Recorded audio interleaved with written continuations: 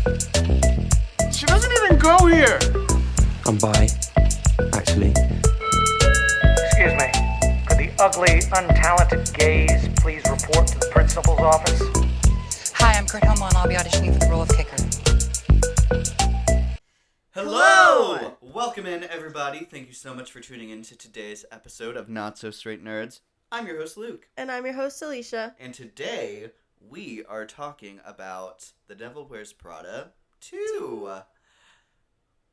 Hey. There's a bit to talk about this movie, but I think we're also going to kind of expand this out into legacy sequels in general. I'm kind of curious how this episode's going to go, I'm not going to lie. I don't really know how long we're going to be talking about either topic, but I don't know. I'm excited to talk about both. Yeah, me too. I think it was a good movie. There's some good things to talk about. But yeah, I'm also really interested in how the conversation goes just about legacy sequels in general. They've been a big part of the last, I would say, like 10-ish years. And they're going to be a big part of, well, the near and far the industry future. Going future. Yeah.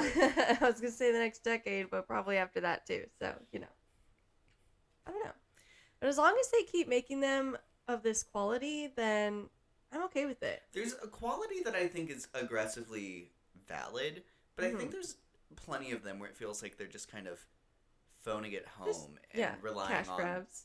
Yeah. Yeah. And I think most people can kind of agree on where the line is on that. Yeah, I agree with if that. not always, but I would say generally. So very interested to get into that conversation, see where our lists differ. And that being said, before we get started on any of those conversations, Vibe check. oh my gosh, Alicia, tell me, how are the vibes? Good. Much better than last weekend when I was like, I had a horrible day at work yesterday. I've been kind of thriving. So, this week was really good. Yeah, I have a short week next week. I'm off Friday, so I'm excited. I have things to look forward to. So, and I'm excited for this conversation. And I don't know what else. I have a little bit of a migraine though, so that's the only So I'm sure this will negative help. part. Yeah, totally. Yeah, I'm doing good. I will say, we're recording in the morning right now. If I didn't wake up and tell Siri to set an alarm, I probably could have slept for another 2 hours. I have been so tired in the morning recently. Yeah, I was pretty tired this morning, and I blamed part of it on the fact that I had a migraine, but I don't know. I can't really tell, because migraines always take a lot out of me, which is why I have a Red Bull with, little syrups. I've been experimenting, because I'm tired of, going to, 7 Brewer places like that and paying, $7 or $8 for a drink, when really all it is essentially Red Bull and syrups. I'm like, in the long run, I can buy the syrups and Red Bull and save a lot of money. Yeah. So, anyways, and the caffeine helps. So, I don't know where I was going with that. But yeah, I'm kind of tired too. Anyways, okay. Now that we've said that we're both tired going into this episode. Yay! Good way to start it off. I'm going to go ahead and throw up spoiler warning. We are going to be talking spoilers on The Devil Wears Prada 1 and 2. Yeah. 2 is currently in theaters right now, so you can go ahead and catch that if you want to watch that before watching our episode on it. So, you have been warned. Mm-hmm. Whenever we go into legacy sequels, we'll definitely keep that spoiler-free. Yeah. So. Okay. Anyways, starting off, Let's talk about the first the Devil Wears OG. Prada. OG. So I will say, I came in really late to The Devil Wears Prada. I didn't watch this for the first time until maybe 3 years ago. Wow. I don't know the first time I watched it because it was before I had Letterboxd. I didn't log it. I have logged it a couple times since. It was definitely before that though. It was sometime in high school I think I watched it, which was still probably pretty late. But I did get on the train. I've always really liked Meryl Streep. in high school. I saw her in Into the Woods, and like, whoo, homegirl, like there's a reason she has multiple Oscars. She is very talented in anything she's in, and The Devil Wears Prada is probably one of the best examples of that. It's one of, I actually feel like, the few examples of women method acting through a movie. I don't know if you've heard about that, but she was like Miranda Priestley 24/7 when she was filming. So she would ignore Anne Hathaway. Like, Anne Hathaway talked about, she like cried, like she felt the effects of that. I mean, obviously method acting is pretty controversial, and I think for good reason. But, you know, plenty of men do it all the time. So, you know, that's one of the few examples of a woman doing it. So just wanted to kind of shout that out. I would say that is pretty unique. Mm-hmm. So, not saying that's a good or bad thing, just that it happened. And, you know, obviously it, you know, turned out with a great performance. So, yeah. Anyways, so what was your experience with it? Because it was different than mine. Because I kind of immediately got on the train of, this is iconic, this is amazing, I can understand why so many people love this. Actually, I would say probably a decent amount of people have this in their Letterboxd top 4. Like, I've seen it around, and I think for a good reason. But you had a different experience than that when first watching it. I will say, it's one of those cases where I go into a movie knowing it is incredibly beloved. So there's kind of a pressure to just kind of get on board. Mm-hmm. So I originally watched it, and I remember thinking it was really really good. Mm-hmm. Like, especially like our lead performers. Yeah. Amazing. Yeah. Amaze. But then there are parts of it that kind of drug it down for me. And I would say there's a lot of scenes that I thought were very iconic. Mm-hmm.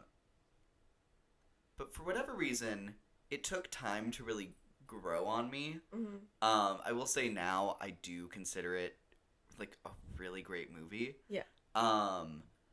We rewatched it just before we saw the sequel, and there are still some elements that knock it down a little bit for me. Okay. And a lot of the things I think there are things that I like more about it now, mm-hmm. and that I think it's very satisfying to see Andy do her job. Yeah. And like grow to really like it. I don't mm-hmm. think I appreciated that whenever I watched it the first time for whatever reason. Yeah. And I think they carry that into the second one in a very similar way that I really enjoy watching someone grow to be good at their job. Yeah.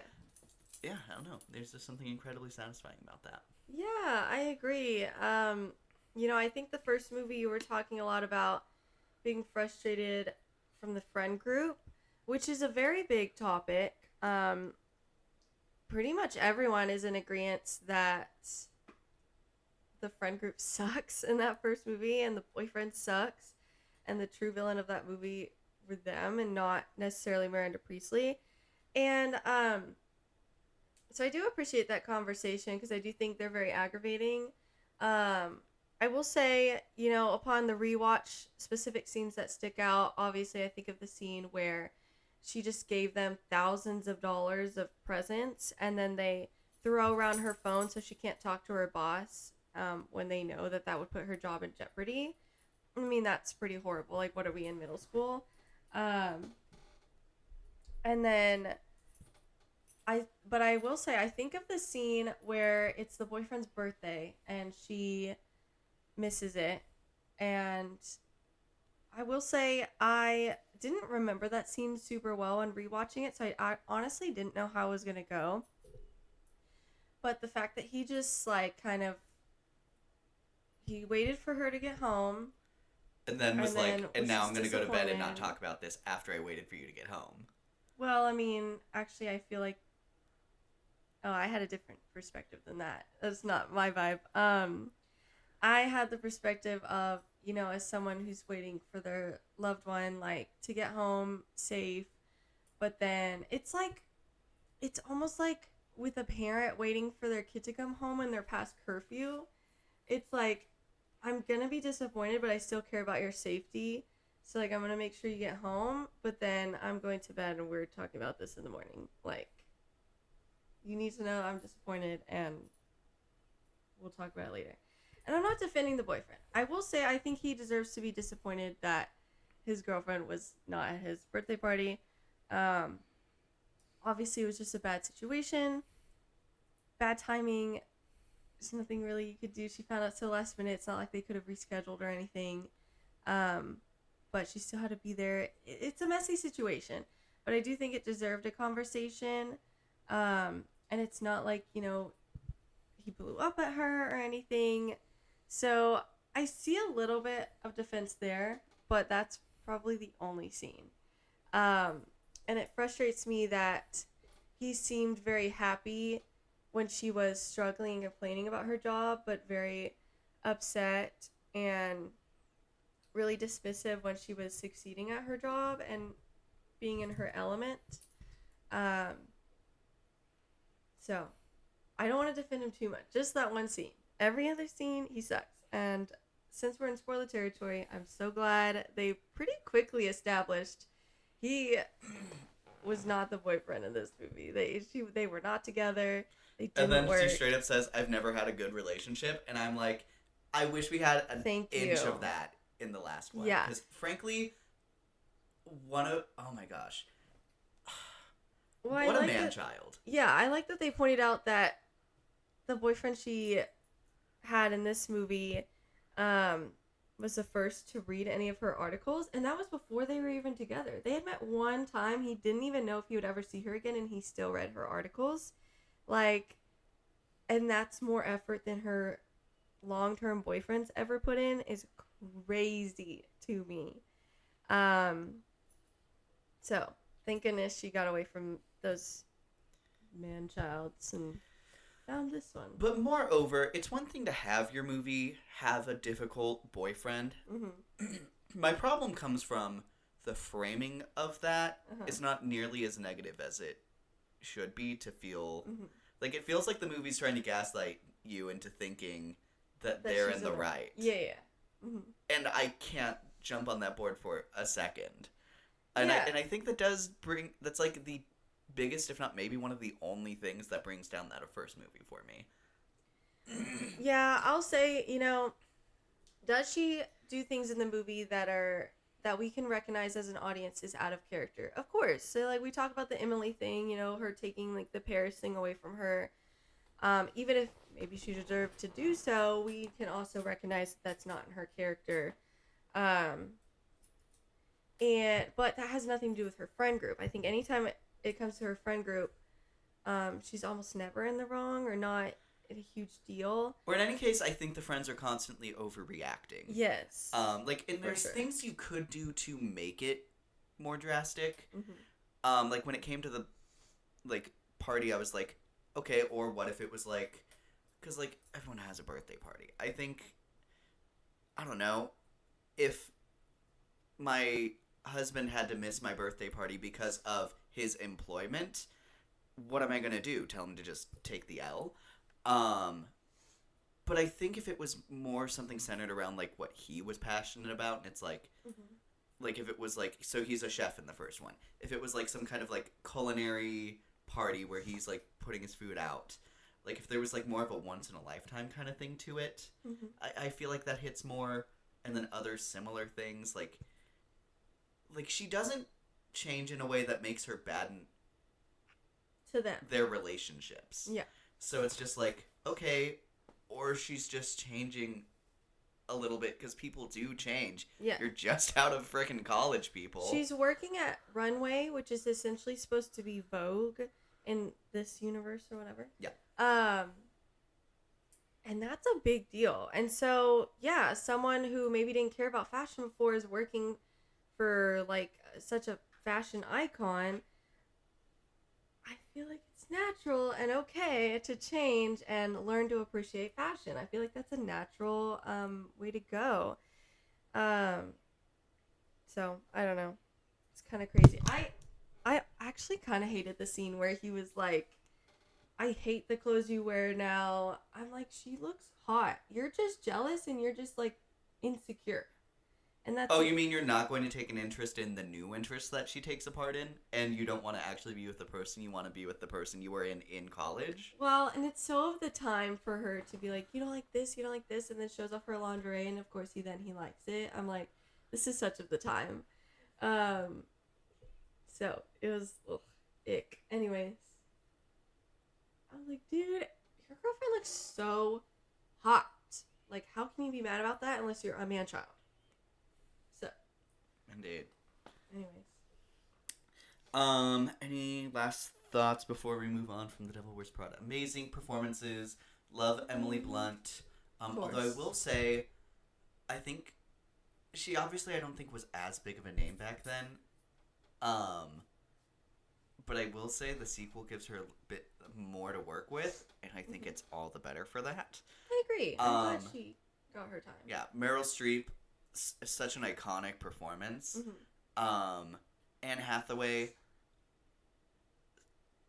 I would say the first time I watched it, solid. Second time, love that gal. And then Nigel, Stanley Tucci, be in everything. It'll make everything better. It does. Everything he's in, it's immediately better. I will say I love in the first movie how they ride that line of like, this woman is definitely not a nice person, but they still find ways to humanize her, and I appreciate that. I appreciate that nuance, even if like I think she's still a bad person at the end of the day. I love how they touched on that again this movie. We'll get to that later because she does feel like a very, very different character to me in the second movie. There's still, there's a conversation, just totally separate conversation there. But I do love their conversation in the second movie where she talks about, you should talk about everything. Basically, you should talk about how I did a lot of bad things, wasn't there for my children, like the truth, because people should know there's a cost to this life. They shouldn't glamorize this life, and should know that if they work towards this, there's going to be a cost. I really appreciated that, and it kind of felt full circle. It was like, again, we're not trying to say that this woman is a good person, but there's definitely still some human elements and flaws and a good conversation there. So yeah, I think that's probably the last of it. I love Nigel though. He's so sweet. Nigel guy. I love the scene where he's picking out all the clothes for her, and just every little thing where he helps her, guides her. So Dude, I want to go in the closet with you. Pick out my outfit. Me next. Me next. Alrighty, so next up, what were your expectations going into a sequel? I was excited. I felt overall pretty confident about this going in from the trailers. It felt like it had that same iconicness as the first one. It felt like they knew what they were doing with the sequel. I will say I didn't know a crazy amount of how they were going to get together, but obviously the trailer showed that they do. Which was kind of fun, but it could be a little scary just because there have been plenty of legacy sequels that are not very good. So it's like, this seems iconic, but we don't know a lot about the story. So this could go wrong. And then I hadn't seen anything, I still haven't, of any of the critic or audience reception. I still have not seen any of that. So I'll be interested to find that out today when we discuss that at the end. But yeah, so I kind of went in excited with maybe the tiniest bit of reservation just because there was a lot of unknown elements. But I was excited. It was like a pretty full theater. And It was more full than we expected it to be. Yeah, we actually had to sit kind of close to the front, which we honestly haven't had to do before. So, yeah, so it's already doing really well, making a lot of money, and it's very successful, regardless of whatever the reception ends up being. So, yeah, we had a good theater too. I feel like they were pretty receptive. They weren't obnoxious at all. But they were a good time. Reacting when it was... We were vibing together. Yeah. Yeah. It was a vibe. It was a very fun time. Yeah, I would say my expectations... I think so much of the cast, maybe except for Meryl Streep, because she hit peak around that time and then just never left. But I think a lot of those performers kind of really grew a lot after that movie. Mm-hmm. So I think them returning to, like, such iconic roles was, like, a really great pitch. I feel like you could just see Anne Hathaway's joy in all the marketing. Like, when she gets into the elevator with Miranda for the first time and they just look at each other, like, you can just feel the excitement from everybody. And I love that. I love the passion. I love that you can tell they're not just coming back for whatever paycheck they're getting, which I'm sure is good. But, like, you could just tell they're happy to be there. It's like, we were talking about Mamma Mia 3. Amanda Seyfried, she's talking about how excited she is for that. So that just, I feel like as an audience member, as a fan, like, that makes me excited that they feel like they have something fun to share, and they're excited to come back. Instead of, I think of other examples, perhaps some people in Star Wars that are like, I'll come back, but you gotta kill me off. This is for you, Harrison Ford. Anyways, so yeah. Okay. Yeah, and the director was coming back. He directed the first one, so I'm like, you kind of have everything here to make at least a decent sequel. Yeah. It's gonna be hard to, like, really mess this up. Yeah, but it looked really fun. Yeah.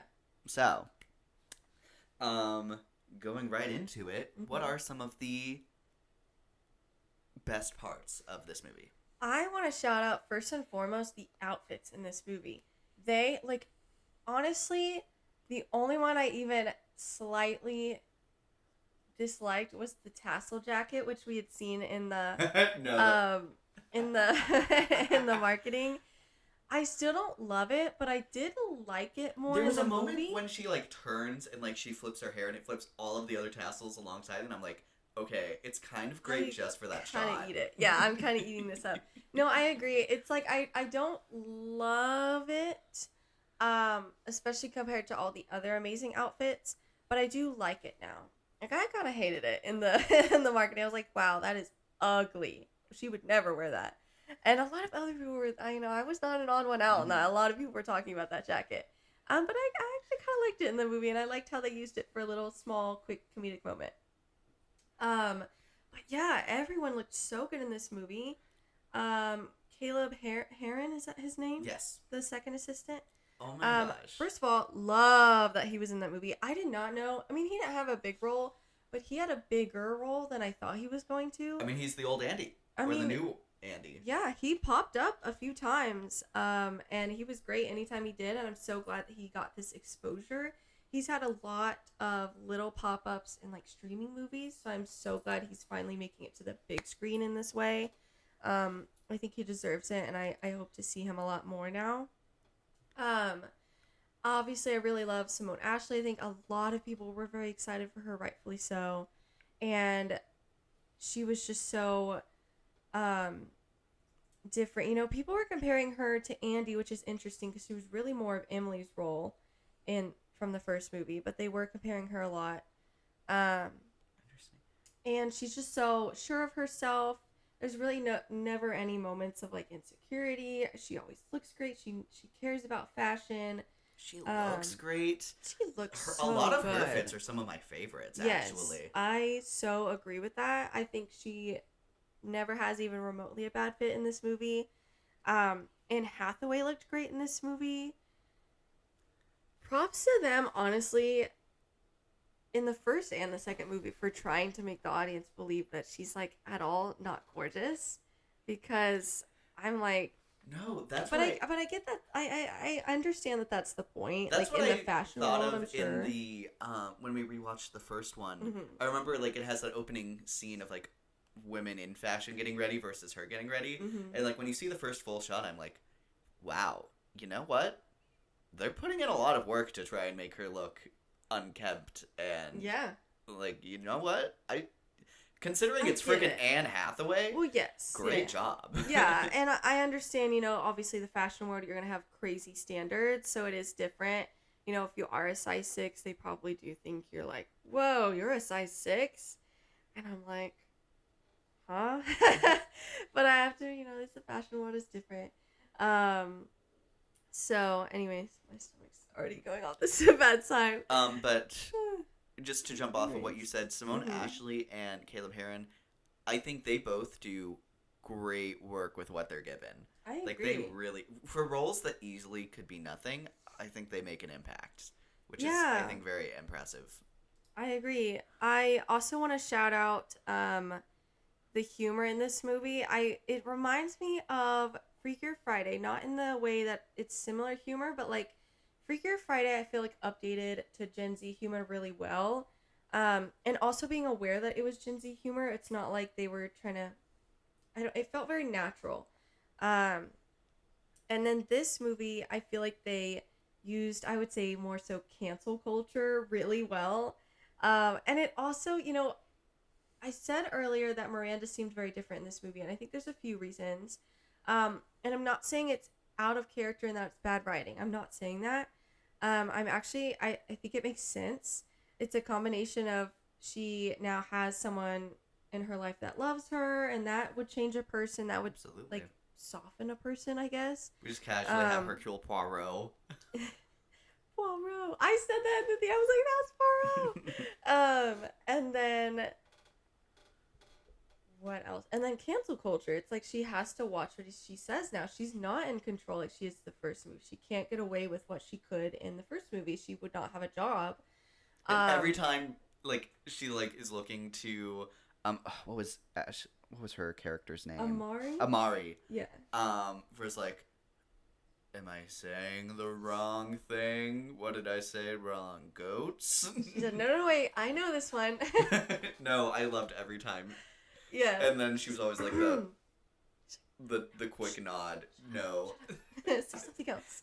They had such a fun dynamic. They did. And especially considering, like, just like I was saying, like, that's a dynamic that, like, other actors could have just, like, been overlooked, but it shines even when she's not saying anything, the relationship there is felt, and I think it's amazing. Yeah, I agree. And I also, you know, another factor I think is just that it's been 20 years, as they say in the film, and that just changes a person as well. I mean, it's a completely different industry now. I mean, it's not even magazines as they talk about, really. I mean, they have some, but it doesn't make money like it used to.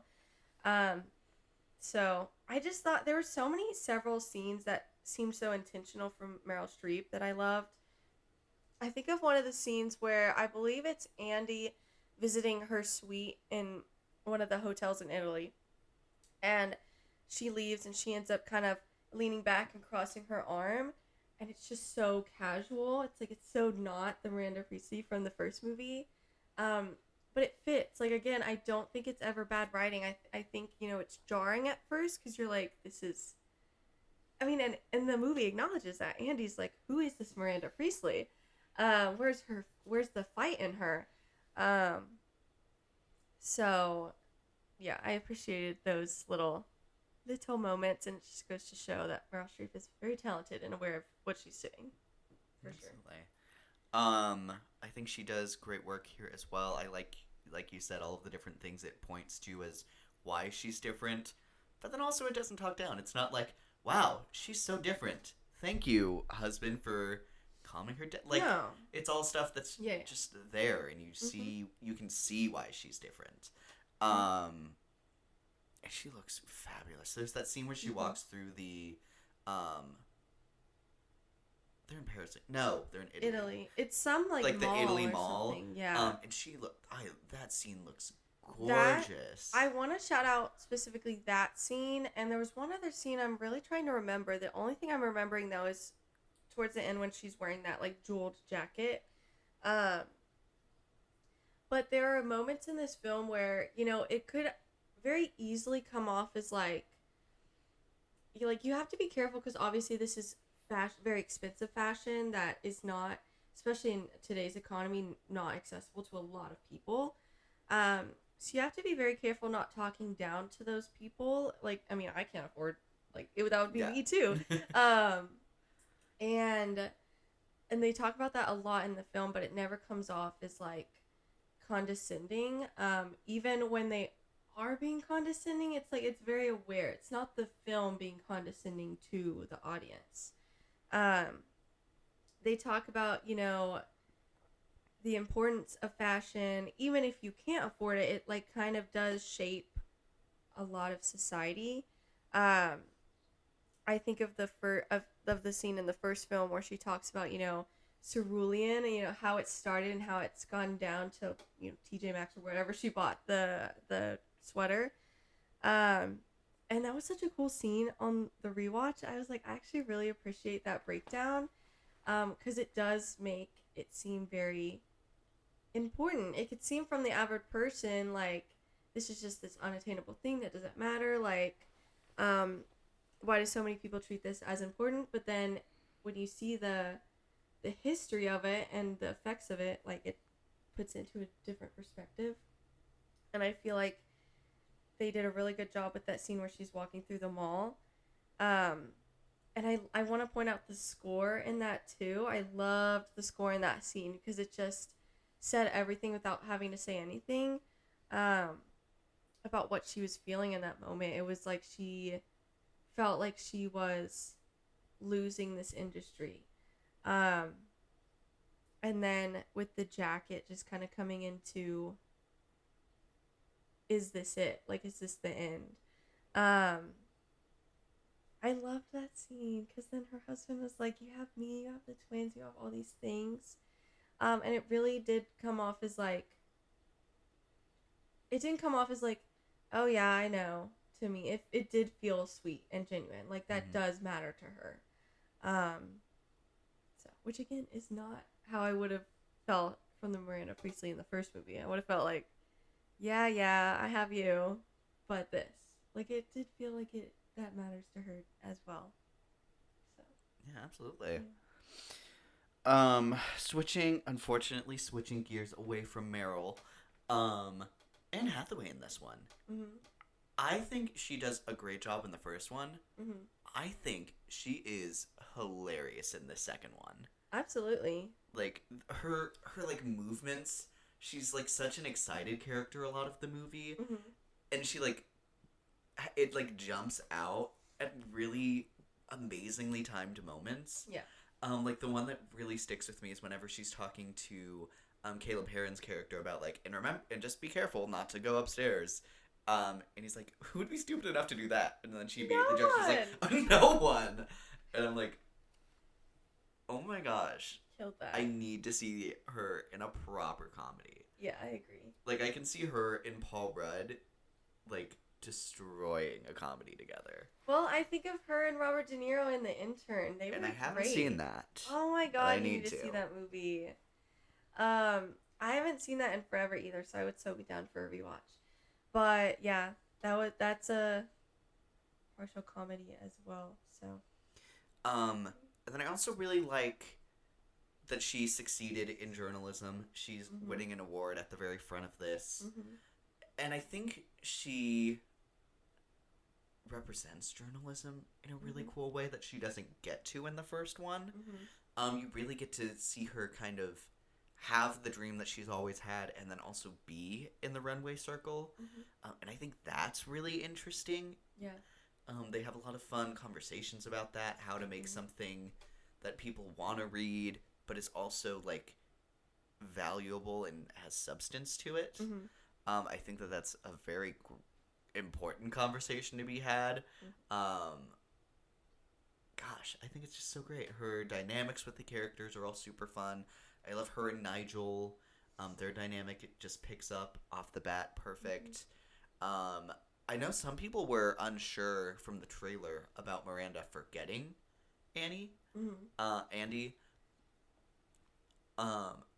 it does kind of bring us a little bit of repeating some of the stuff from the first one, but it's some of the fun stuff from the first one. Yeah. So I don't mind it kind of at all. It maintains the really fun dynamic between Miranda and Andy. Yeah, I still think it's okay. I think it helps that it has been 20 years. But it still is a little disappointing to me. I could see her forgetting Emily. It's hard for me because Andy, like, surprised her and impressed her, and she wanted her to, like, be the new her essentially at some point in life. And the only thing is like maybe I could see her forgetting because she rejected that life, and so it's like she shut her out of her mind. But I don't know. It's a little bit like, okay, this is a little bit on the nose. Especially when she goes on to not really be the same Miranda Priestley from the first movie. It's all right though. They don't touch on it a whole lot, so you get over it pretty quickly and you move on. So it's fine. And then there's another element of her that I'll touch on in worst parts. But you know what? I'll bring up the fact, because I will bring up the boyfriend again when we go into worst parts. But I will say, at least it's a very healthy relationship. And I love, like, comparing it to the first one, it's like, dude, that's insane. Yeah. I also have one conversation between them that I want to touch on in worst parts. Any other best parts? I guess I want to touch on maybe Emily Blunt's character. Her outfits were amazing this movie. Her involvement was really fun this movie. It was. She took on a different role, almost like, I guess since we're in a spoiler territory, almost like a villainy role for a second. But still, and I feel like that's in character for her. I do feel like that made sense for her. Even though we are supposed to like her, I feel like her storyline still made sense.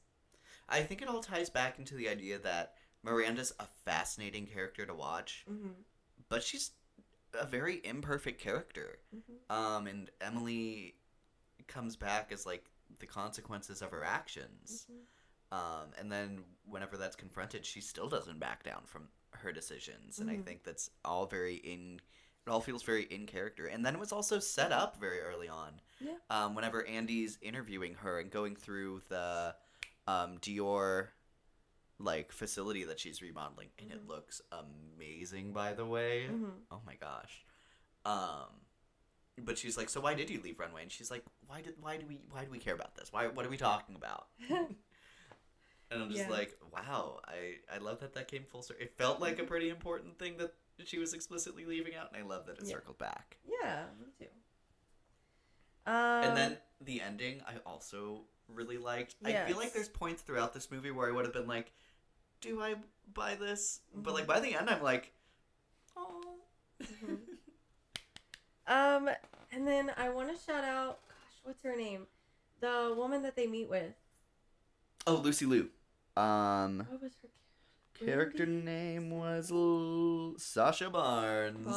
Okay, I had the B right. Okay, Sasha Barnes. Her role was small but very fun. I loved her role. I loved their conversation, that interview.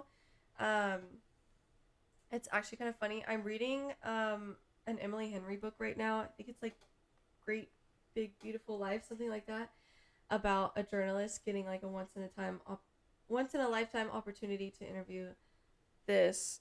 Ugh, I have wall paint on my hair. That's fun. Anyways,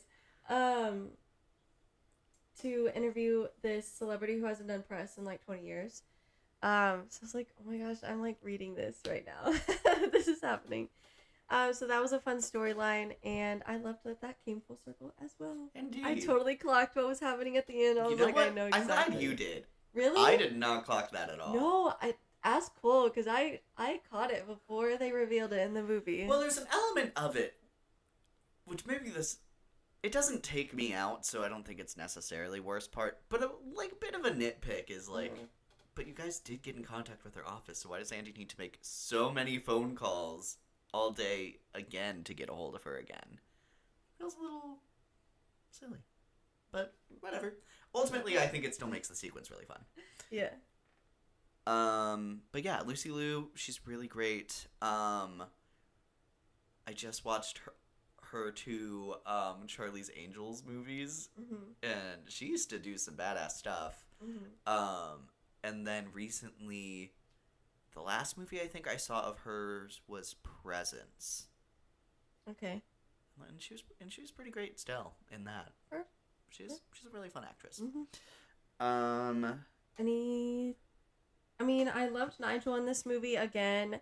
I really loved when he got to give that speech at the end. That was so sweet. I loved that entire just like interaction between Andy and Miranda when she's like, I would have known, and then she realizes that she didn't for so long. Have I taken you for granted? Mm-hmm. Oh my gosh, that coming from Miranda, like it hits hard. Mm-hmm.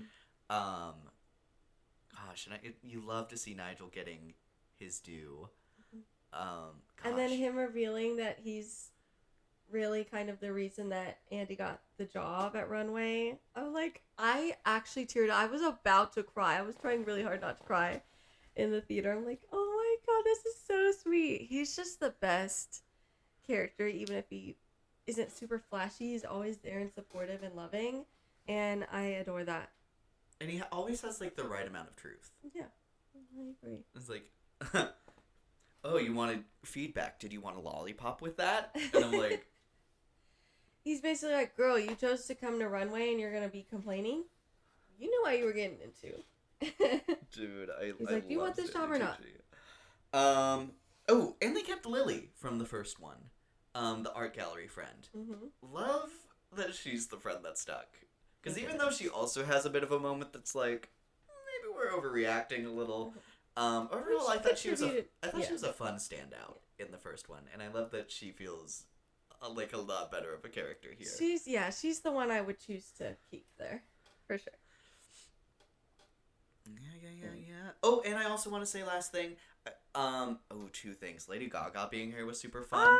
Loved the 2 original songs that I caught in the movie. Mm-hmm. The Runway song, which I knew to listen for going into it, and I was like, I want to dance in a club with this.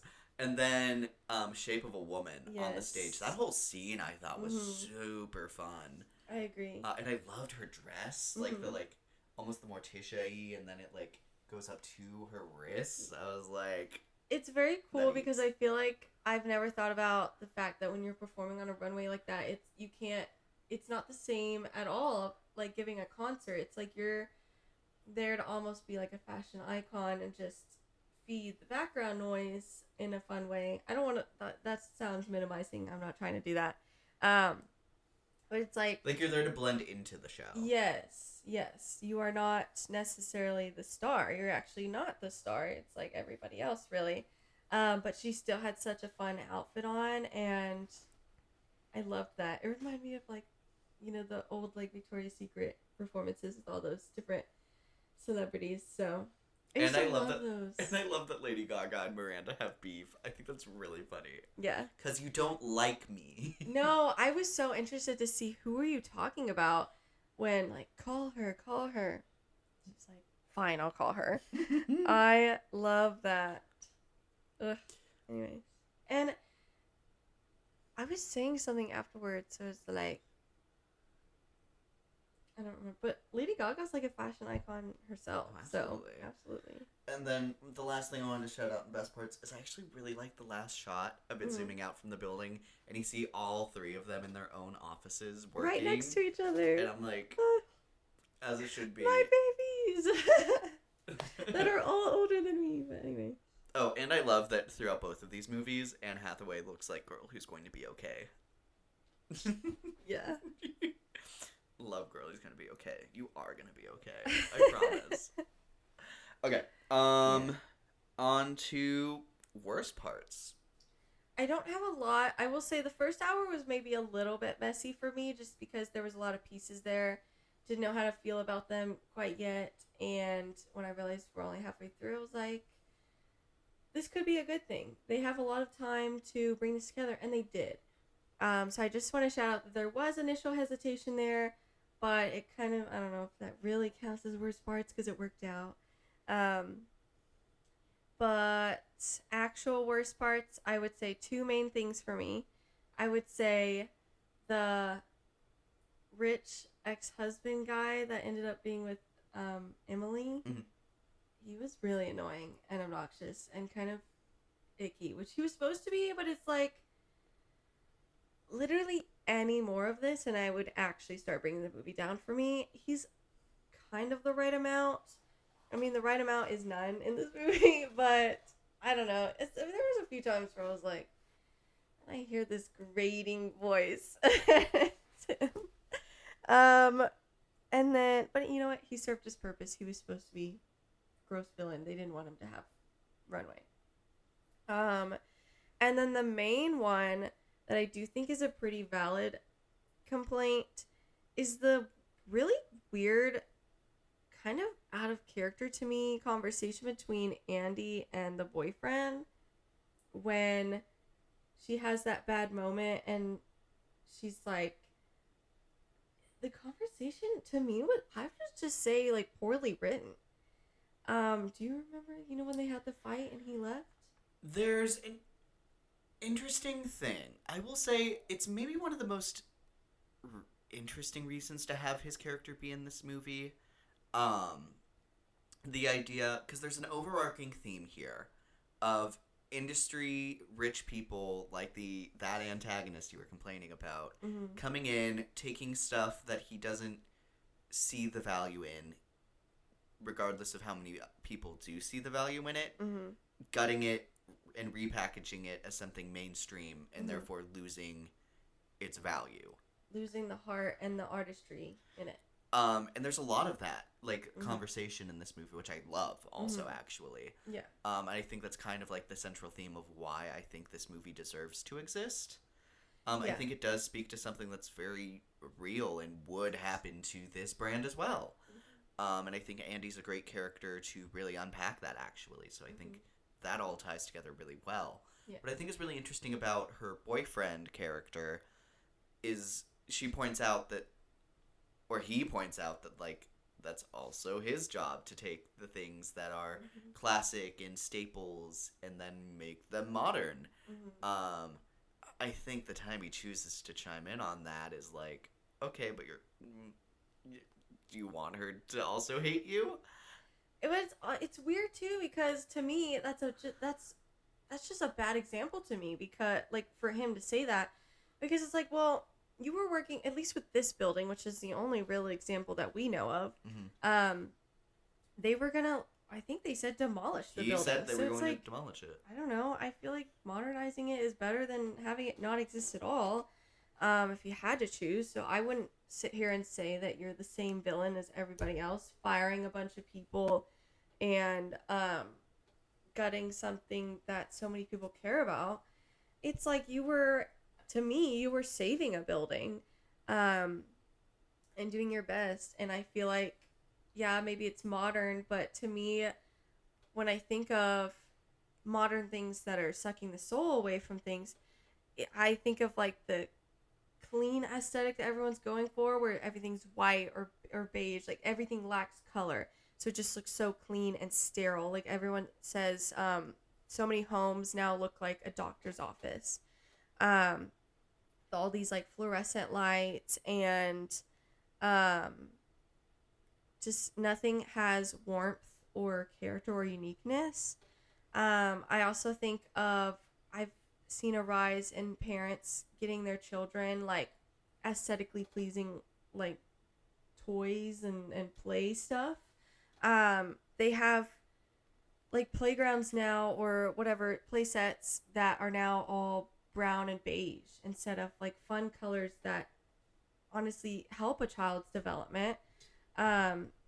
But they get the brown looking ones because it fits their look better, which is just so sad. It's like you're sucking the soul out of your child's life. It's not even your life. You're taking your child's life too. I feel like that's not what he was doing to me, or at least if that's what they were trying to go for, I don't think they were successful in that. I'm like, your apartments actually look really pretty. I don't know. So, I don't know. I think that was a bad example, a bad time to bring it up. And she just seemed, honestly, like, Andy seemed pretty nasty to me in that conversation. I was like, he's walking away and I feel like I'm supposed to be mad at him, but I'm mad at her. I disagree. Like, dude, he's coming in and defending the billionaires gutting her company and comparing it to, and he's drawing the comparison to him, as you say, very, like, pointlessly. And it's like, but to our knowledge as the audience, there's a difference here. And so you're just making this a really weird situation about you instead of about her losing her job. It's very bizarre either way. I don't know. I just felt like I was so disconnected from the conversation. I was like, I don't know what's happening or why it's going this way. If I was in this conversation, I'd have to be like, what is happening right now? Because I was not following. And that was the most disjointed scene in the entire movie to me. Luckily, that was the only one that stuck out like that to me. I can't really think of another one along the same way. Yeah.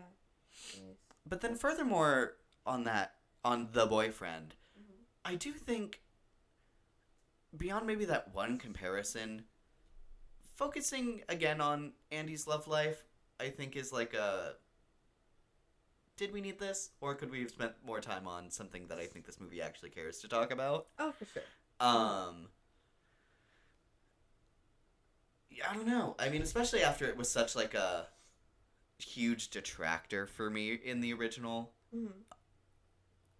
I think just having her focus on her career, and if she had a boyfriend, fine. Yeah. I think having it be another like storyline, B plot line here is kind of like I think it detracts from something more interesting they could have done elsewhere. I agree ultimately, and especially coming from a movie that a few times mentioned, you know, you're not defined by a man, you don't need a man, like telling Emily that with her, it's like, you're good enough, you don't need someone to help you get to the top. And like, that interview with and with Sasha Barnes. I And I love that conversation being had between her and Miranda. Yes.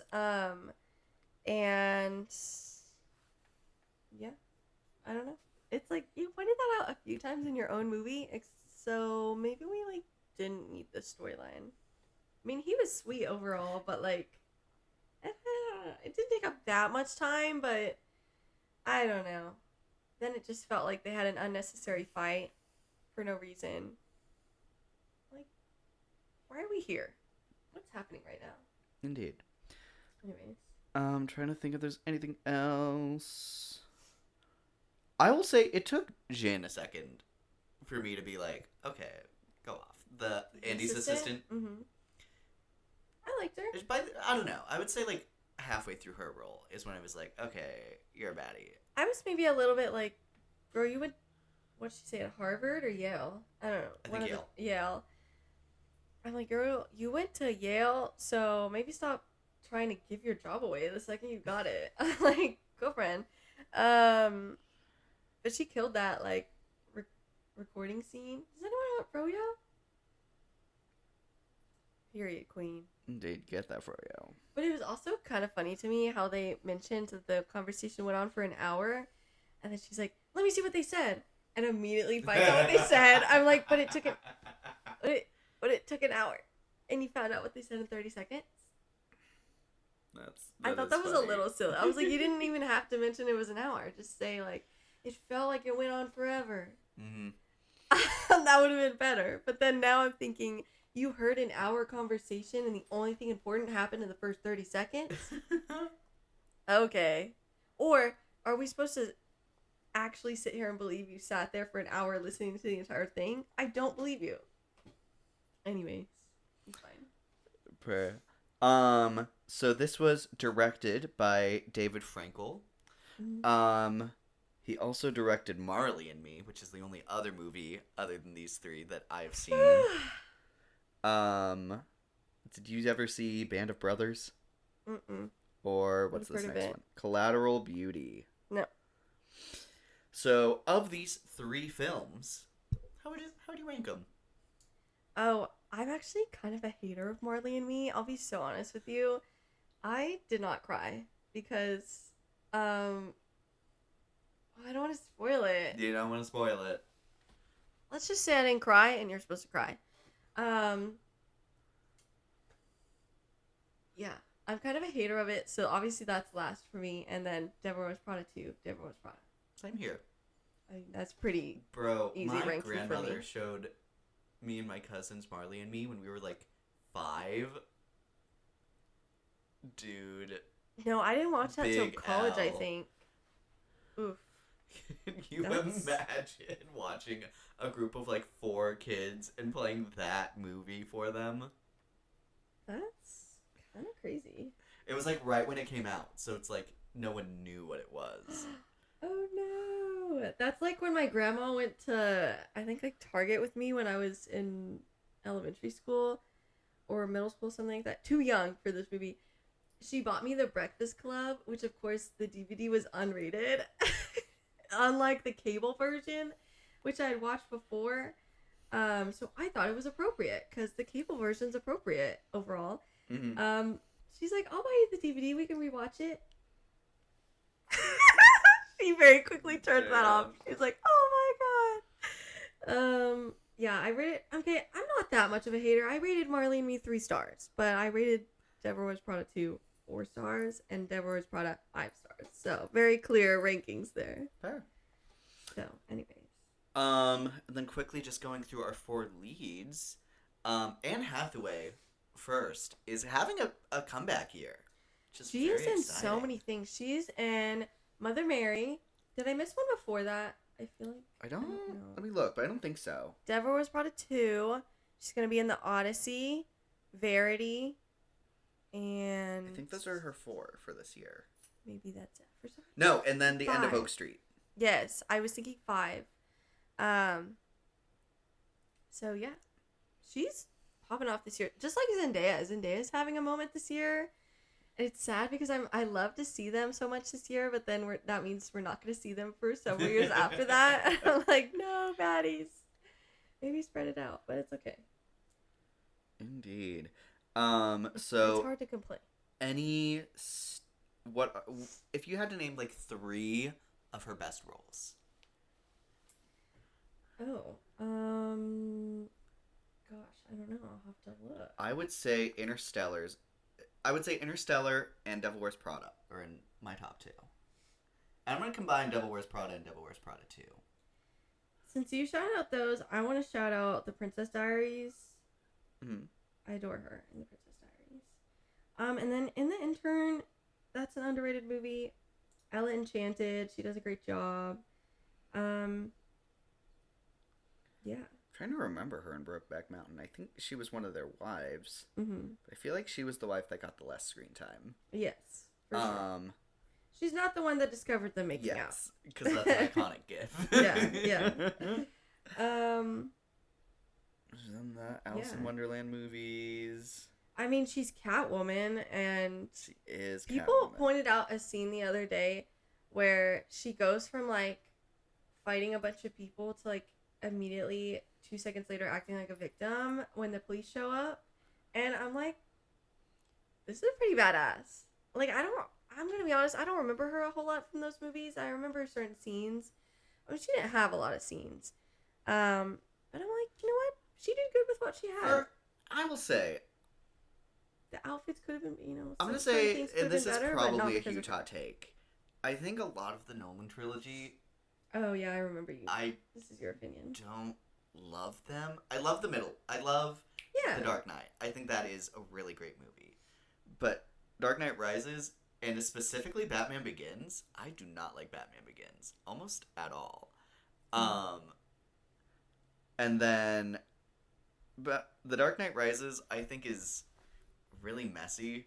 Specifically with both of those movies, I think they adapt their main antagonist poorly. Or at least in ways I don't like. But her as Catwoman, I think, is very fun. So I'm going to throw her in my top 3. That one in my top 3. I'll do Interstellar, Devil Wears Prada, and Princess Diaries. But you know what? The Odyssey's coming out, so that might even change. Oh, absolutely. I'm I think some of the excited ones. for the Odyssey. And honestly, Verity, that I think that looks It pretty looks good promising. so far. Yeah. Yeah. She looks scary. Okay. Meryl Streep. Once again, Miranda Priestley might be one of. I think I'm gonna say that's my favorite performance ever. Probably. Was in Project Hail Mary. And Hoppers this year. yes, Mamma Mia, of course. I I do actually. I want to put that, Devil Wears Prada, and maybe Into the Woods. in my top I do three. love her in I'll Into the say Woods. it. I don't care. Julie and Julia is also a good one. Ooh, also, I really liked Prom with her. Oh, yeah. I did think she was amazing in that. I really want to watch Big Little Lies. Apparently, she's in that. That's been on my watch list for a while. And I will So- say, I haven't seen Mamma Mia yet. Tragic, I know. That's insane to me as a theater person. Yeah, indeed. I would As say in, we're both like he's also a theater person. Hasn't seen that. Devil Wears Prada. Death Becomes Her, Into the Woods. She's iconic in Death Becomes I Her. know. It's on my watch list, guys. But no, I'll say Devil Wears Prada, Mamma Mia, Into the Woods, and shout out Little Women because she's good in that as well. Just doesn't have a very big part. So yeah, she's great in anything she pops up in. Absolutely. Third up, Emily Blunt. Obviously, shout out A Quiet Place. Yes. Oh my God, Queen. Ooh, She I'm is also so good in that first movie. Now, listen. I don't think she deserved an Oscar nom for this, but I will say I liked her well enough in Oppenheimer. So I just want to give a shout out to that. That's not my top 3 though. I would say that's probably not my top 6. I'll say A Quiet Place.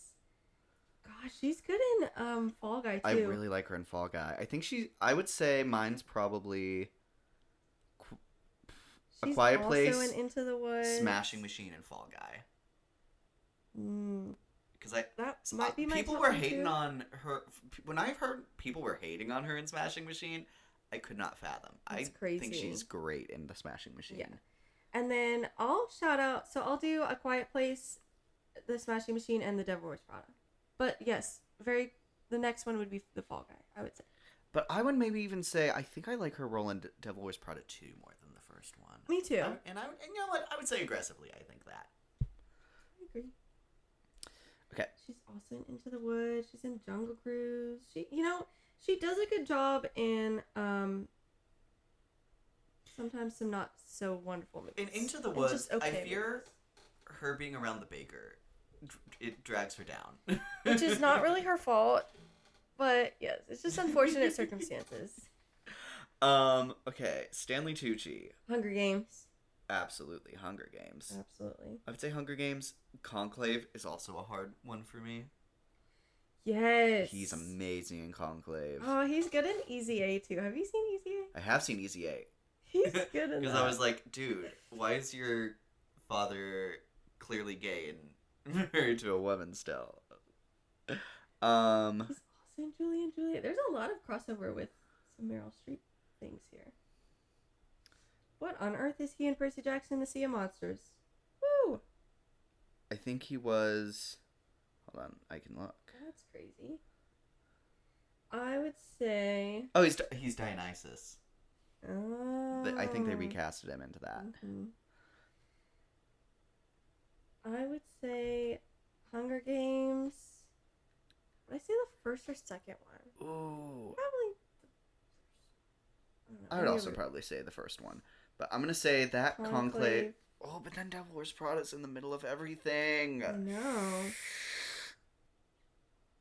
I do want to shout him out in Captain America. Ah, as the me Doctor. too. He's Yeah, really he's good, really even good in though that. it's Small not part, there a but whole lot. yes, good. I'll shout him out in. I don't know. I just have to pick both Devil Wears Prada's movies. Like they're so Oh, good. I also know he plays a really good role in The Terminal. Mm-hmm. Shout out Easy A.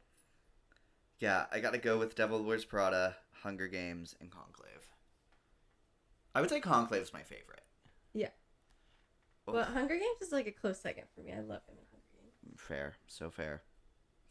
Okay. Costumes. We talked on costumes, loved it. Talked on the songs, loved them. You want to start ranking things? Surely. So Rank. we went ahead and ranked our 10 favorite legacy sequels. I think that there's a couple of different ways people can interpret a legacy sequel. Like, what is a legacy sequel? So I would say and correct me if you disagree on anything I'm about to say, but I think we're kind of looking at it as anything that is made, I would say 8 to 10 years after the prior, and that there is a time jump explicitly, or more obviously, yeah. Mm-hmm. And there's also a large time gap in the story itself between the two films. So it's not, so like Incredibles 2 doesn't make our list because even though it took a long time to make in between them, it takes place right after the first one. Same with Avatar: Way of Water. That might be another big one that people might say, but I feel like there's a certain vibe. Like, I don't know. It feels like you just know when it's a legacy sequel. Like, it's not like a direct. I think it's the time jump. It's not a direct follow up to what just happened. So yeah. Please feel free to disagree with that. And actually, I would love to know if you explicitly have strong feelings on what makes a legacy sequel or not. Mm-hmm. And then obviously it has to be a sequel, not a prequel or anything like that. So I have my number 10 ready to go. I have The Devil Wears Prada 2, actually. As we kept coming up with things, I was scared it was going to make it off the list. And I don't know if this might be recency bias. But yeah. I think this is a really strong entry into this legacy sequel brand. Mm-hmm. I think they had something really interesting to say and explore. And I think it was really fun throughout. So yeah. Sure. My number 10 is Candyman. Now, here's the thing. I just thought about this. Some of the things on our list, like Twisters, I would say is more of a remake. Wouldn't you say? I can see Candyman that. also be a remake? No, it's a sequel to the first one. Okay. Maybe it's just been a while since I've seen the first one. Okay. Well, Twisters is number 11 on my list, so even if that doesn't count, it's not on my list, so it's fine. Twisters has like a questionable relation to the original because like they have the same device that they made in Twister, but then they don't explain how they have it. Okay. I don't know, man. At my number 9, I have The Naked Gun 2025. Oh my gosh. I think this movie is like a modern comedy classic now. It makes me very excited for Scary Movie. It gives me a lot more hope for Scary Movie 6. Mm-hmm. Because you can still have this movie still have the like raunchy aesthetic of the original and still be able to make it funny modern day. Yeah. And oh my gosh, those original movies are also so funny. And to keep the vibe of a comedy from back then, modern day, I think it's very impressive. Yeah. Next, I have Tron Legacy. I love Tron Legacy. I think it's so good. I think a lot of other people also agree that it's so good. It's definitely better than Tron Ares, I can tell you that. Yeah. I would say it might be, like, arguably the only, like, really good entry in the Tron. I would say so. in the Tron universe, so yeah. I would also agree to that. At my number 8, I have Karate Kid Legends. Last year, this was one of the surprisingly the most fun movie theater experiences I remember us having. Mm-hmm. Gosh, I wish more people watched this. I think it... And appreciated it. Yeah. I think it brings together the vibe of all of the other existing Karate Kid movies, and I think it still manages to be something very unique on its own. I love the... like, looking at the different types of martial arts and kind of bringing them together in a really fun way. It feels like a very unique movie, even within Karate Kid, but it still has, I think, the heart of the franchise, so super fun. Mm-hmm. Listen, this next one might catch me some strays, but I will always stand 10 toes down behind The Force Awakens. If nothing, say what you want about the other sequels, The Force Awakens is amazing, and you're a liar if you disagree. And I stand by that. This is an amazing movie, and I think gave people a lot of hope for the sequels that maybe didn't pan out super well. But But it is what it is. This movie's really good. I wish the rest of the trilogy was also as good. I don't think The Last Jedi is quite as bad as people say. I agree, Rise of Skywalker has, problems. But yeah, I think people are silly if they pretend like they don't exist. Yeah, you can, like, acknowledge that they're bad, but like, let's not pretend that they don't exist. Anyways, The Force Awakens, if nothing else, is really good, and I stand by that. I'm very curious to see if someday the sequel trilogy kind of gets a re-examining the way that the prequels did. I'm very curious, because no one would have expected the prequels to get a reappreciation. And I kind of think about them similarly, but kind of backwards. Like, I think Revenge of the Sith is, like, really, really, really good. And then it kind of, second one's okay, first one's bad, in my opinion. Just like Force Awakens, and then it gets bad after that. So, that's the tea that I have. Anyway.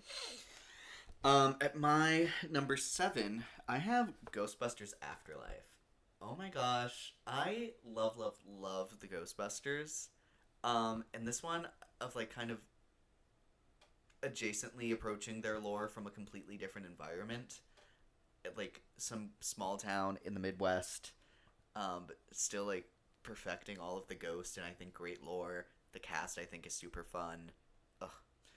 And I also, okay, Frozen Empire was admittedly a disappointment across the board, but I still enjoyed it a lot more than most people did.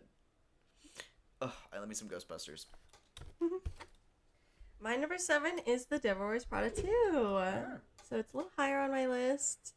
I think this is solid. I think there are better Legacy sequels, but you know what? It made my top 10, so it's pretty good, I would say. Alrighty, my number 6. And I've come to understand that this is a hot take. But I have Dr. Sleep.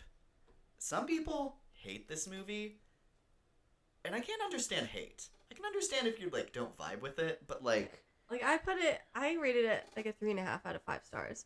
So I thought it was okay. It's number 14 on my list. But, yeah, I don't imagine hating it. I don't certainly know. things to... I think Ewan find McGregor brings a lot of fun energy into it. Yeah. I love the view of, like, Ghost. I love the going back to... I forget what it's called, but the hotel from The Shining, and looking at all of that again. Rebecca Ferguson, I think, is a very scary villain. I love kind of seeing what all The Shining can do. And then especially after a big show that happened last year, it also recontextualizes some of that stuff. So, oh my gosh. It welcomes Derry, You're So Loved. So, yes. I absolutely, I don't know, it's such a vibe, and I really love The Shining as well. I love both of these movies. I don't understand the idea that it's, like, an insult or something to the original. I think both are really fun. And it's not the original, but I think it's a fun legacy sequel. Yeah. Well, no surprise since I've already compared Devil Wears Prada 2 to this movie multiple times in this video, but my next one is Freakier Friday. I also stand by that. I feel like people liked it. I kind of loved this movie. I had such a fun time. Our theater was so fun. It was just mostly a bunch of women that just laughed at everything, and I totally agree with them. I was laughing right alongside them. I think this movie was hilarious. Yeah, I don't know. Yeah, I think it was really good, and I actually would love to rewatch it sometime. Indeed. At my number 5, I have 28 Years Later. That's literally what I'm writing down right now. Anyways, you go first. No, I love it so much. For whatever reason, 28 Days Later was just not a vibe for either of us. No, honestly, I not think at all. I think you gotta I maybe understand where it's coming from, but you gotta give the men more than a month before they start getting that rapey for me to be like, what? Like, it just feels so weird. But anyways, coming back to this, I think it resets the franchise in a really cool way. I think it has a lot to say. Kind of a coming of age story with the backdrop of a zombie infection thing and showing how life kind of worked around that. It's so great. The visuals are amazing. The acting's amazing. The scene of the bone temple towards the end is like one of my favorite scenes from last year. Mm-hmm. Ugh. I can't imagine not liking this movie. No, and the Bone Temple deserved so much better. Yes, it fucking oh my deserved. gosh. Yeah, that's also my number 5. It's 28 years later as well. This was one of the best, I think, like young actor performances of last year, and we had a lot last year. But this was a very underrated one for me that nobody was really Absolutely. talking about. I think partially because, I don't know, maybe the timing of this movie, of when it was released, but I think it was really good, and then it caused Bone Temple to come out so quickly, which I guess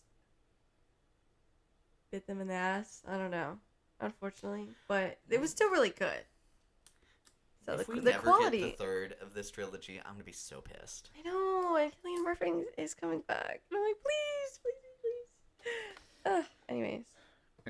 My number 4, I have Blade Runner 2049. I watched this in the original back-to-back maybe a year and a half ago.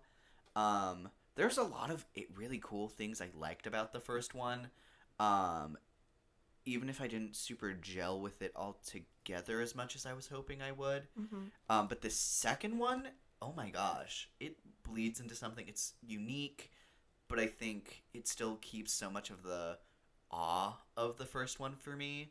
Love the exploration of these, like, I don't even know what they call, like, synthezoids, or these, like, people, these robots blending in as people. Yeah. It takes such an interesting look at that. Mm-hmm.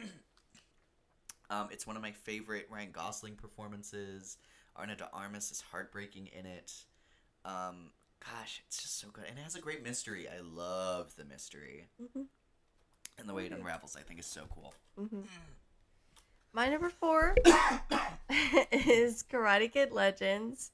Again, this is one of those that a lot of people are going to be like, what the heck? Why is that so high on her list? I don't care. You're never going to convince me to put it lower. You won't. You won't do it.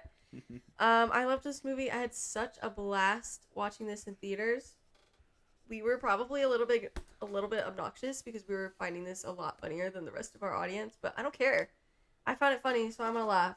I was like dying. I was like falling out of my seat in the theater because it was so funny at times. And I'm so excited for that actor that's now gonna be in the Hunger Games. He was in The Long Walk. Like, he's already getting more work, despite, you know, the fact that we're kind of the odd ones out and loving this film. So I'm happy for him. And I think also the girl in that film that he likes is doing something. I saw her Kim name Possible? recently. Maybe that's what it was. No, she was Kim Possible. Oh. No, I just feel like I remember hearing about her recently and being like, oh yeah, she's the one from Karate Kid, and it's cool that she's doing That this. whole cast was awesome. I agree. Very underrated. So. My number 3, I have Mad Max Fury Road. I've never seen any of the original Mad Max movies. But I feel like it's going to be hard to do that after starting here and then going to Furiosa. This, I think, is like such great world building. Yeah.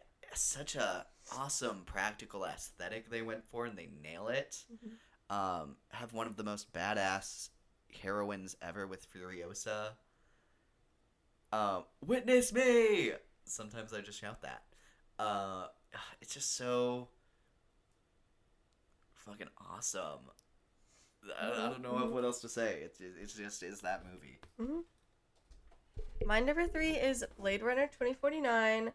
I totally agree with your thoughts as well. Like, the original Blade Runner, I had actually pretty high expectations for, because I thought it was like iconic and really good, and I was like, actually, this is little bit boring at times, but when it's exciting, it is exciting. It really got me in the third act with like the robot going crazy. Yeah, like it's solid. It wasn't as good as I thought it was gonna be, but it was, it's solid. I would rewatch it again if it, something warrants it in the future. And then yeah, this one blew me away, and I went into it being like, I maybe after the last one I should go in with maybe lower expectations, but everyone says this one, if nothing else, is really, really good. And it was. So, and I think I watched this one after Drive because I was to prepare for Project Hail Mary, I was doing some like watches of Ryan Gosling films. So I had watched Drive before this, and that's like a perfect film to me. Yeah. This is very close, but I love his performance in both. So, and, it'd be hard to follow that, but it did. So, yeah. Okay. My number 2, I have Top Gun Maverick. Another case very similar to Blade Runner, where I see the appeal of the first Top Gun movie, and there's some scenes of it that I really like, and the cast is really strong. But overall, I think it's an okay movie. It's so funny because it's one of those, it's like, how people say, it's probably a stupid example. This is the only one that came to mind, though. You know how people say, like, when women give birth, obviously it's super painful, but then they, like, something in their brain makes them almost, like, forget that pain. That's a bad example, but it's kind of like Top Gun Maverick, where it's like, I've seen this multiple times, and I've acknowledged, and this same thing with other people, that it's an okay movie, that's solid, but not, like, what you would think it was for how much people talk about it. But then you just keep looking back on it, and you're like, I know that, and yet I feel like I'm remembering this being better than it is. It's so weird. It's like something in your brain. I think it's the Tom Cruise effect, personally. So, anyways. But yeah, Top Gun Maverick, I think, was so fun. I was good. I was too late to this movie, man. I didn't get to see it in theaters, and that must have been amazing. I think it's re-releasing in the middle of May, so maybe we'll try to see if we can rewatch. Both of them are re-releasing, so I think it is so cool. Another amazing cast. I think the fighter jet scenes are better. I think the edits to this on TikTok are like, oh my god. It goes so hard. Mm-hmm. My number 2, I think we probably switched our number 1 and number 2. Probably. Is Creed. So it was hard to pick between this and Top Gun Maverick, I will say, because I love the first Creed movie, and I'm so glad that Michael B. Jordan has finally gotten his flowers because he deserves it. He deserved it for Creed. But you know what? He got it eventually. And God, I love the first Creed movie. I like the trilogy, I really do. But this one is such a standout. It's like near perfect, if not perfect to me. Did you ever watch any of the original Rocky movies? Yeah. I grew up on some of them.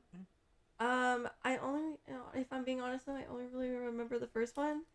But that's also probably because that's the one my dad watched the most as a kid. Yeah. But he always had Rocky as, one of the rotations in the movies that was always in the background on cable. You're like, oh yeah, I like that one. So. Sure. Anyways. And yeah, we definitely did switch them. My number 1 is Creed. I will say of this list, it's the only one that I have a perfect score for. I will say Top Gun Maverick is really close. But Creed is just so fun. Especially, I'd only watched Rocky a little bit before I watched this one. But that one aggressively didn't blow me away. I think the first one? Yeah, I think I need to rewatch it. But I remember seeing it and being like, he's a really weird guy, and like, I don't know. It's hard for me to root for him because he's really weird to everyone, including the person it like feels like he bullies into being his wife. I don't know, man. Maybe I'm completely in the wrong on this, but I was very weirded out by Rocky. Well, apparently I can't speak on that because I guess I haven't watched it since I had Letterboxd. I've just logged it as watched. I don't have any ratings on it, so. But I do, I do definitely need to watch it again, especially because I hear a lot of people talk about later on in the franchise. There's a movie where like Rocky's wife passes away. And some people that I listen to say that that was a very profound movie. And I'm a sucker for a movie about grief, so I might sucker through a whole rewatch just to get to there at some point.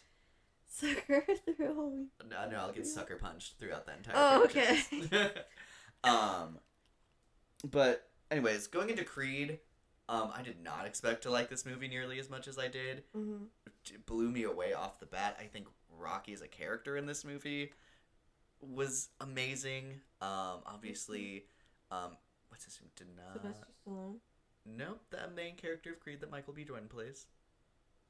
Oh, I don't remember his character's name. But he's great. Bianca, played by Tessa Thompson. It's like their relationship is Adonis or awesome. something? Adonis, I think that's right. Adonis Creed. Yeah, and I really liked. Oh, you were talking about Rocky. I thought you were talking about Sylvester Stallone. In the scenes of the actual fighting, I felt super invested in them. Yeah. Yeah, this was just super awesome. So, yay to all involved. Yay. And obviously, my number one is Top Gun Maverick. This was so good. Sorry. I rated both this and Creed 5 out of 5 stars. So, yeah, it was really hard to pick between these two. But I did ultimately go with this. I think it probably helped. I don't remember if I saw Creed in theaters. I was definitely old enough to where I could have, but I just don't remember it. I definitely remember my experience of Top Gun Maverick. It was so good. Everyone was talking about it for good reason. It made like $1 billion, I think, that year. Yes, it did. It was like one of the first out of COVID, if not the first, to make $1 billion after COVID. It was a big deal. Everyone was talking about it. The song from that movie when they're playing football on the beach was everywhere. I still listen to that song sometimes and vibe to it. It was so good. Miles Teller in this movie, like, I loved Miles Teller. I'd seen him in a lot of things at that point. That's also when I started getting into film more seriously, so I had watched things like Whiplash. He's so underrated, but like, I grew up on him. I mean, I saw him it's a bad example after Whiplash, but Fantastic Four, so I knew of him. I knew him. But it's, you know, hey, if nothing else, that's an iconic meme, so good for him. And then he was in one of the Divergent movies, multiple of the Divergent movies. I don't remember. They had their moment, and I remember him being in at least one of them. No, I think he was in all of them because he was the one who went to the smarts. Yeah. He's like an asshole. But anyways. Yeah. But you know what? The point is, he wasn't always in good movies, but I always liked him. There was always a draw about him, and then it was fun to see him in good movies around this time. So, yeah. He was just great in the Michael movie. Like, oh my god.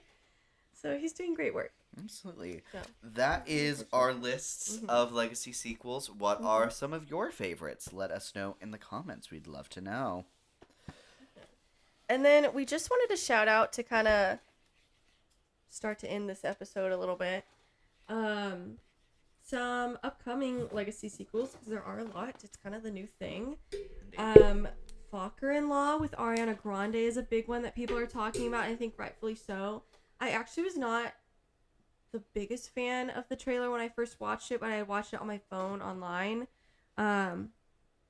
And we just saw it in theaters before watching Devil Wears Prada, and it was so good. It was so much better. I'm like, wow, I loved that so much better the second time around. I'm very happy, very excited. I think maybe it helps that when I watched the trailer online, I hadn't seen the other films, and now I have. So I think that probably helps, that I knew what to expect and the full context of it all. You definitely need to watch those. The first one obviously is very iconic, very good. And then it definitely has a big drop between the second and the third one. I think the second one is actually still pretty solid. To me, I actually think it's somewhat close to how good the first one is, in my opinion, which might be a little bit of a hot take. The third one is definitely clearly the worst, for sure. But this one, you know, the benefit of that is this one automatically looks better than that, if nothing else. So, very excited. I think the casting is great for that. And you don't often see beef between in-laws of opposite genders. Usually, it's like the dad and the son. And And I do think it's fun that Robert De Niro's character kind of immediately likes her. I think there's something to be said there. You know, it's different when it's a man that's gonna like take away your daughter, you know, in terms of like traditional, like whatever. It's more threatening to an older guy like that has more of that mindset versus it's his grandson and it's a girl. Like, I feel like those dynamics are different when you're of the boomer age. So there's something to be said there, and I hope they explore that in a funny way. I'm sure they will. So I would hope. 13 Going on 30 is officially in the works. It has Emily Bader, who is from My Lady Jane and People We Meet on Vacation. She's gonna be, I don't know if they're trying to do like, if it's like a remake, like if she's supposed to be Jennifer Garner's character. I don't really know. And then I believe Logan Lerman, I think, is the other lead. And people are talking about that a lot in terms of Emily Henry because of the casting of Beach Read with Phoebe Devner, I think, Daphne Bridgerton, and Patrick Schwarzenegger. That's a very controversial casting because people did not want him. They wanted Logan Lerman, but then, you know, he's going to be busy filming this. So anyways, that's interesting. Scary Movie 6 is coming out soon, later this month. Shrek 5 is coming out next summer, I believe, 2027. With Zendaya. Angry Birds 3. Some of these are Luke's picks. Resident Evil, ? So, Resident Evil, so it's a game franchise. And then they made movies that are, like, somewhat based off the games. They're, like, the first one's, like, kind of an interpretation of it. And then it becomes, like, its own thing of, like, crazy, not super well, like, really bold visual effect designs, but not the budget to have bold visual effect designs. Dang. So they go Avatar: The Last Airbender. They go really crazy. This one is clearly trying to do something very different. People don't know if this is going to be more adjacent to the games or the movies. I think they recently have said it's like taking place during one of the games. Okay. But it is directed by Kreger, who did Weapons. Right. And it's starring the guy you really love from Lily and Dash. Austin He's Abrams. the main character, which Austin I love for Abrams. him. Right, I saw that the other day. He's killing The it trailer- lately. I really hope that this is another step up for him. Because I think he's killing it in supporting roles, but I think this guy needs to be a movie star. I agree. That's awesome. I'm really hopeful that this is going to do a lot for him. Especially because the movie looks crazy again. Kreger's... Dude, your mind is insane. Yeah. Okay. Oh my gosh. I'm very excited. Airbud returns. Bro, somehow Airbud returned. Camp Rock 3. So the Jonas Brothers are coming back from that. I don't believe Demi Lovato is. She's a producer on it. So I don't know, you know, if that means she's trying to keep a cameo secret or not. I don't blame her if she's... Honestly, I'm kind of surprised she came back as a producer because she kind of owes Disney nothing at this point. But anyways, good for her that she can still find joy in that. Mamma Mia 3, Amanda Seyfried has said, is officially in the works, I believe. Don't know much else about that. I don't even know if Meryl Streep is coming back, hopefully, but I don't know. There is a Legally Blonde show called Elle. It is a prequel show, so it's not quite the Legacy sequel. But I mean, we're just like, this is the next Legally Blonde thing we're doing, because it's iconic. I will say the casting is really, really good, like, face-wise. I'm sure she's also a good actress.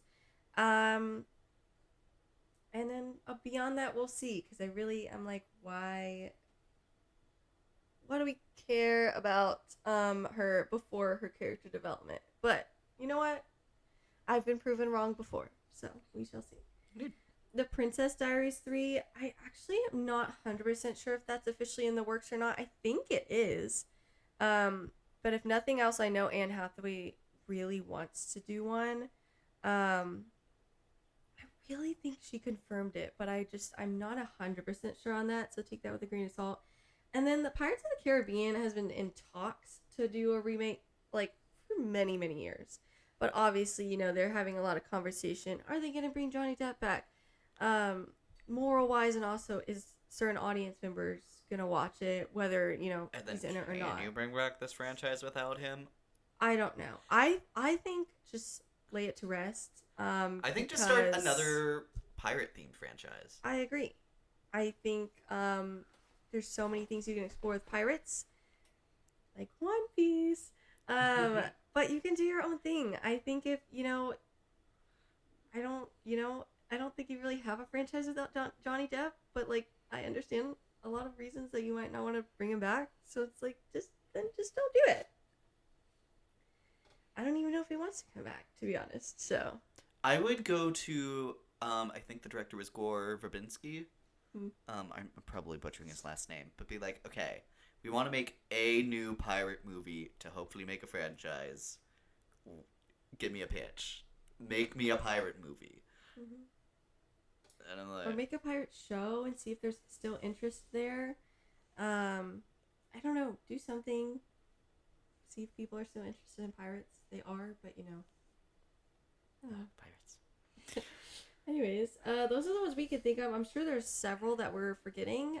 So please leave comments on what you're excited for. Absolutely. And what do you want? Because I know they're also talking about doing a Dirty Dancing one, which I have said Connor Story is like the perfect person to be like a Patrick Swayze type character. Like, please, he would be so perfect for it. Oh, anyways. Like, I would die. That is my, like, number one fan cast for something right now is Connor Story in the Dirty Dancing remake. Please. I don't even care if it's good. I just want to see him being hot and dancing. Like, he would kill that. He would. Anyways. And I believe, you know, if he was attached to it, that it would be good. Because I feel like right now he has so many options that he would only attach him to something he really thinks is good. Like, the script is good. So I would have more faith in the project as well if he was in it. So, right. Anyways, back to our last two things on the Devil Wears Prada 2. Next up, reception. How do you think? No idea. I'm like ready to be gagged by this. But Here, I do feel like... Let me pull up the prior Devil Wears Prada. So, previously on Rotten Tomatoes, critic score was 75, audience score was 76.